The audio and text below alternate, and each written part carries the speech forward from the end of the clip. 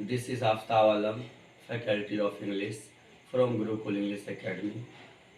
As far as myself, you know about myself, I am Guru Aftab Alam. मेरे प्यारे बच्चों, आज हम लोग थोड़ी चर्चा करते हैं टेंस पे, क्योंकि मैं कई बार टेंस पढ़ा चुका हूँ और मैं क्लासों में भी पढ़ाता हूँ, फिर भी बहुत सारे बच्चों को टेंस में कठिनाई आती है। टेंस में कठिनाई आने का मतलब है कि ना आपसे सब्जेक्ट एंड वर्ब एग्रीमेंट के क्वेश्चंस होंगे, ना आपसे वॉइस के क्वेश्चंस होंगे, ना आपसे नरेशन के क्वेश्चंस होंगे। इंग्लिश के किसी भी ग्रामर के टॉपिक आपसे अच्छे से नहीं क्लियर हो पाएंगे अगर आपका टेंस क्लियर नहीं है। तो टेंस आप लोग बहुत सारे अलग रंग बिरंग से आप पढ़ते हैं। अधिकतर बच्चों को आप देख लेते हैं कि जैसे पूछिएगा कि प्रेजेंट एंड डेफिनेट क्या है, तो बोलते ता ते ती को प्रेजेंट एंड डेफिनेट कहते हैं। यहाँ तक भी उसे पता नहीं रहता है कि what is the difference between present and definite and simple present. तो मेरे प्यारे बच्चों, मैं आपको बहुत अच्छे से बताने की कोशिश करूँगा टेंस के बारे में, और आशा यही है कि आप भी बहुत अच्छे से समझेंगे। थोड़ा सा यूनिक होगा, अच्छा होगा, बढ़िया होगा। अब देखिए,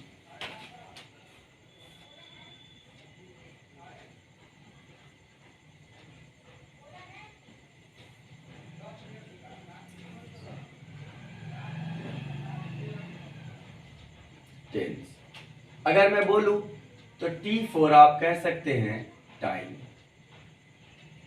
और E4 आप कह सकते हैं इजी, N4 आप कह सकते हैं नरेटर, S4 आप कह सकते हैं सेंटेंस, E4 आप कह सकते हैं एसे। इसमें कुछ ज्यादा लॉजिक तो नहीं, बट आप इसको इस प्रकार से ब्रेक कर सकते हैं कि T4 टाइम, टेंस कभी भी जो होता है वह टाइम ही है, और टाइम जो होता है वह हमारे लाइफ से रिलेटेड होता है कि टाइम है क्या। एक टाइम जो हमने बिता चुका है, एक टाइम जो चल रहा है, और एक टाइम जो हम इमेजिन करते जो आने वाला है, वही हमारा 3 टाइम है। और टेंस का अर्थ टाइम ही होता है। टेंस का अर्थ आप हिंदी में देखेंगे तो काल होता है, लेकिन बहुत सारे ऐसे क्वेश्चंस हैं इंग्लिश में, कॉमन एरर वगैरह वगैरह के, जिसमें आप फंस जाएंगे अगर इतना हिंदी काल के चक्कर में रहेंगे। तो टेंस फॉर टाइम को हम समझेंगे। यहाँ पे हमारा T4 टाइम, E4 इजी, यानी कह सकते हैं कि किसी भी नरेटर का, है ना, do you know about narrator, है ना, नरेटर एज अ स्पीकर। किसी भी नरेटर के वाक्य या निबंध को, किसी भी नरेटर के वाक्य या निबंध को समय के अनुसार आसान बना दे। किसी भी नरेटर के वाक्य को या उसके निबंध को, एस्से को समय के अनुसार आसान बना दे, उसे हम टेंस कह सकते हैं। हालांकि आप कह सकते हैं कि टेंस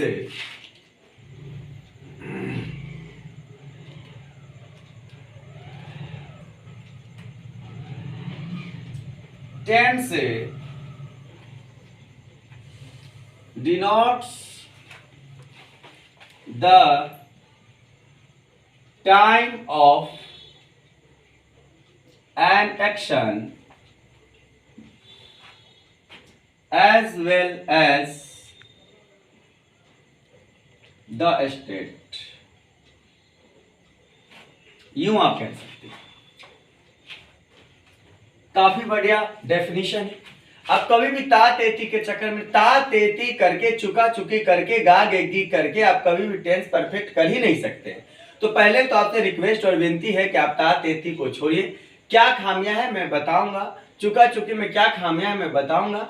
आप छोटे बच्चों की तरह ना पढ़े, आप कंपटीशन लेवल की तैयारी करते हैं और आगे जाने का है, अगर फ्यूचर में CGL वगैरह वगैरह की तैयारी करनी है, SSC वगैरह की तैयारी करनी है, बैंकिंग की तैयारी करनी है, तो इंग्लिश के हर एक टॉपिक को बड़े गहराइयों के साथ और लाइफ से रिलेटेड कर कर पढ़ा जाएगा। टाइम से रिलेटेड कर कर क्वेश्चंस को देखते हुए पढ़ा जाएगा। न कि आज से 5 साल 7 साल पहले जैसे 10 साल पहले इंग्लिश होती थी वैसे नहीं। थोड़ा सा जरूर हम इसमें चेंज करेंगे और देखेंगे कि यहाँ तो हमने बता ही दिया कि किसी भी नरेटर के वाक्य या निबंध को समय के अनुसार आसान बनाकर एक सेंटेंस को फुलफिल करता है, वह टेंस कहलाता है, या आप कह सकते हैं tense denotes the time of an action as well as the state. आप ऐसा भी एग्जांपल दे सकते हैं कि एक एक्शन के टाइम को जो दर्शाता है, सूचित करता है, वह टेंस कहलाता है।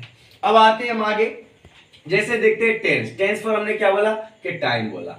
अब हमने लिखा यहाँ पे टाइम, हमने यहाँ पे टेंस ही लिखा है ना। मैंने बोला आपको कि टेंस का अर्थ टाइम ही होता है, एक टाइम जो हम स्पेंड कर चुके हैं, यानी बिता चुके हैं,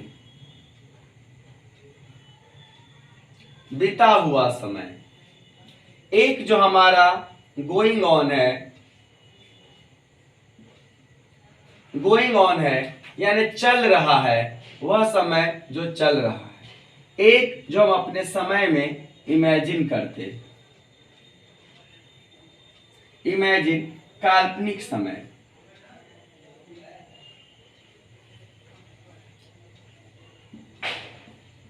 काल्पनिक समय, इस प्रकार का हमारा समय होता है।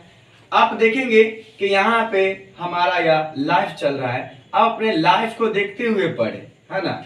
आप अभी कुछ देर पहले यहाँ कहाँ थे? घर पे थे, घर पे थे। अभी आप जो समय ये यहाँ पे बिता कर आए हैं, ये आपका पास्ट टाइम होगा, बीता हुआ समय होगा।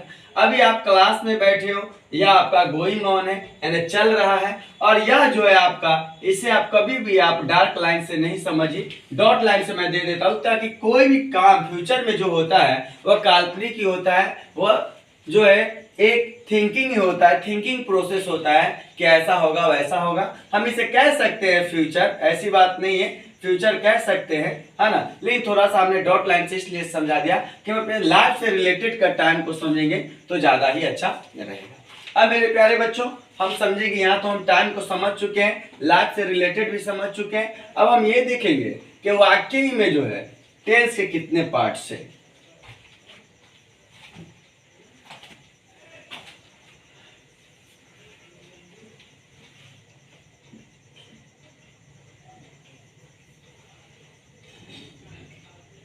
पहले प्रेजेंट टेंस, पास्ट टेंस,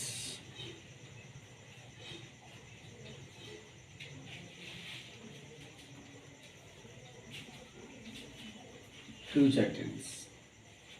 यूं आप कह सकते हैं, एक जो है आपका वर्तमान काल है, एक जो है आपका पास्ट टाइम है, भूतकाल जिसे हम कहते हैं, और एक आपका है फ्यूचर टेंस जो बीता हुआ समय है। आप देखेंगे यहाँ पे how many kinds of tense, there are 3 types, present, past, future.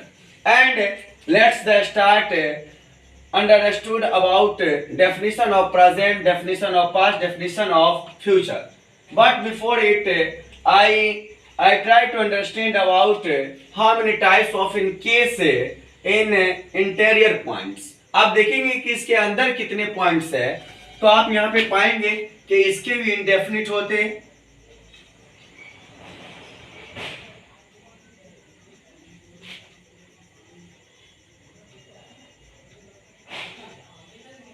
Continuous होते, परफेक्ट होते, परफेक्ट कंटिन्यूअस होते। यानी हमने देखा कि ये प्रेजेंट है या पास्ट है या फ्यूचर है, इसके भी इंडेफिनिट होते, कंटिन्यूअस होते, परफेक्ट होते, परफेक्ट कंटिन्यूअस होते। ऐसे इसके भी 4 टाइप्स होते हैं।